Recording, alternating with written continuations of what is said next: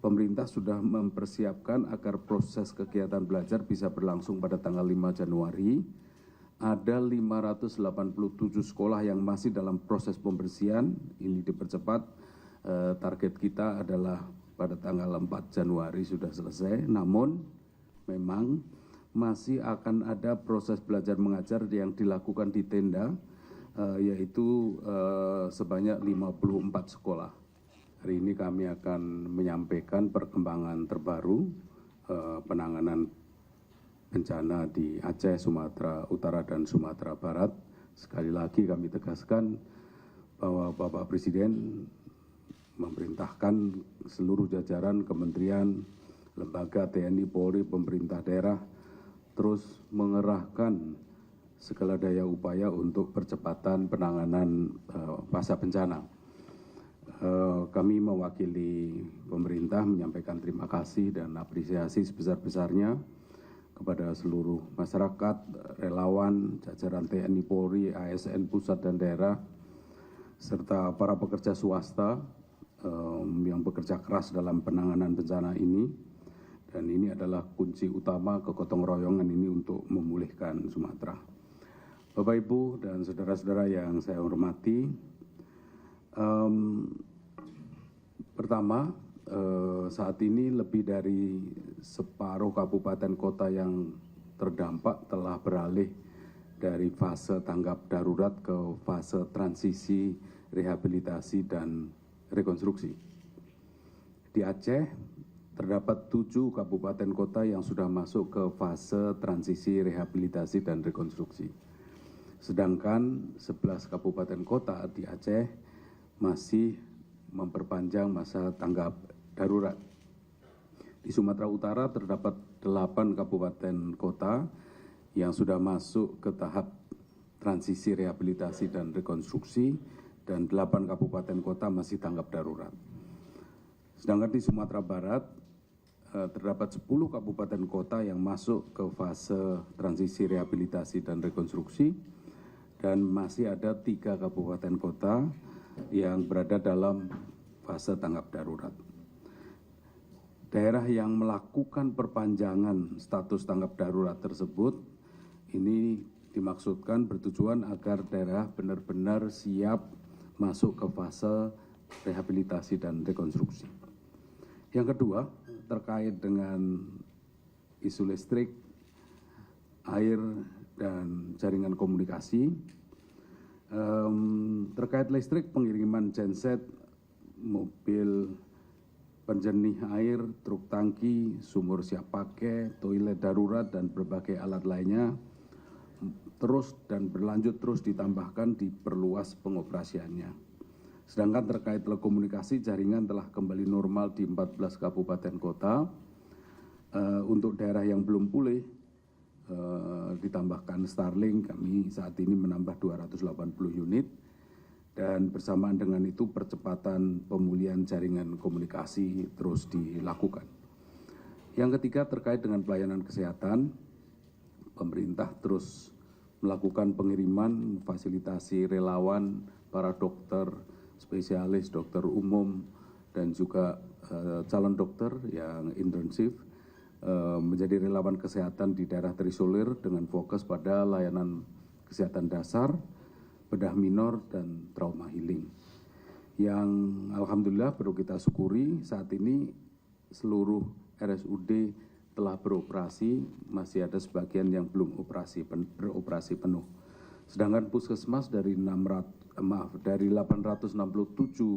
puskesmas yang terdampak, saat ini tinggal 8 yang masih dalam tahap recovery dan terus dilakukan percepatan pemulihan. Yang keempat, terkait dengan pendidikan, nanti tanggal 5 Januari akan masuk kepada mulai pembelajaran baru. Memang terdapat 3.700 sekolah terdampak dan sekitar 3.100 itu sekolah terdampak kerusakan berat. Pemerintah sudah mempersiapkan agar proses kegiatan belajar bisa berlangsung pada tanggal 5 Januari. ada 587 sekolah yang masih dalam proses pembersihan. Ini dipercepat. Target kita adalah pada tanggal 4 Januari sudah selesai. Namun memang masih akan ada proses belajar mengajar yang dilakukan di tenda, yaitu sebanyak 54 sekolah. Yang kelima terkait hunian sementara dan hunian tetap, per 28 Desember huntara di 3 provinsi sudah mulai dibangun dan sebagian sudah selesai, yaitu sebanyak total proses pembangunan dan sebagian sudah selesai itu totalnya 1.050 unit hunian. Yang dibangun BNPB bersama daerah itu ada 450, sedangkan yang dibangun Danantara beserta jajaran BUMN itu 600 unit huntara.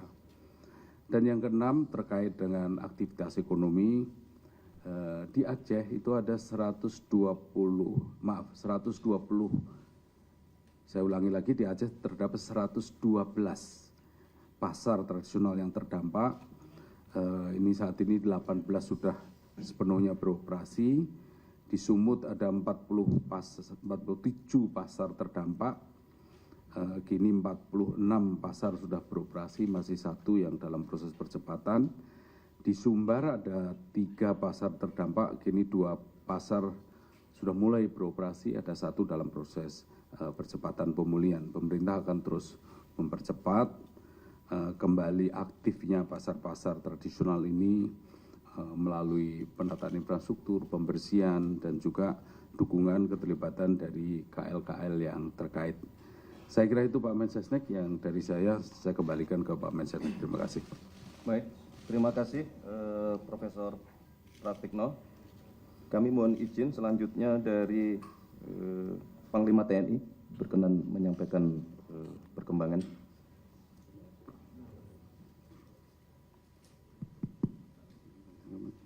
Terima kasih, Mensesnek.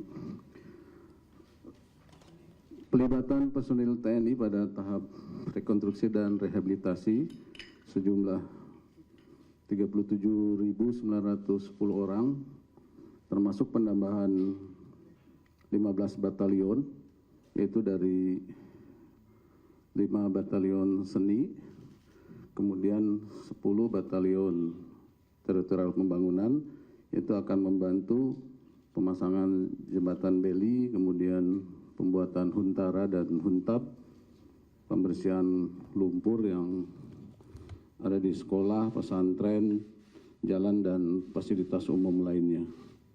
Kemudian penyiapan air bersih, melaksanakan evakuasi medis, distribusi logistik terus dilakukan, dan trauma healing. Kemudian dukungan TNI lainnya yang sudah tergelar, yaitu dapur lapangan, 25 dapur lapangan, kemudian pembuatan sumur bor, 124 sumur sudah bisa digunakan, kemudian 42 pos kesehatan sudah tergelar, dan 186 MCK sudah dibangun. Yang selanjutnya, penyiapan dan pemasangan jembatan beli. Beberapa jembatan sudah digunakan masyarakat beraktivitas, seperti di jembatan Topin Manei, jembatan Topin Redep, jembatan Jumpa, jembatan Matang Bangka, jembatan Kutablang, jembatan Weh Pase, kemudian jembatan Hamparan Perak, jembatan Anggoli Sibangun, dan beberapa jembatan lainnya sudah tergelar. Sejumlah total yang dibangun 32 jembatan. Kita lihat videonya sudah digunakan oleh masyarakat. Kemudian juga penyiapan dan pemasangan jembatan Aramco, ada 40 jembatan yang sedang dibangun, dan beberapa sudah selesai dan sudah digunakan oleh masyarakat.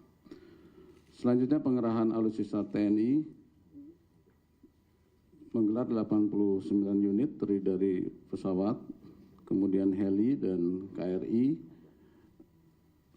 Sampai dengan saat ini terus melakukan dukungan bantuan logistik melalui airdrop ataupun di air landed, kemudian membawa KRI membawa dukungan alat berat, kendaraan kesehatan, mendukung membawa juga nakes dan membantu KL lain seperti peralatan PLN, membawa BBM, bahan pangan, genset dan sebagainya.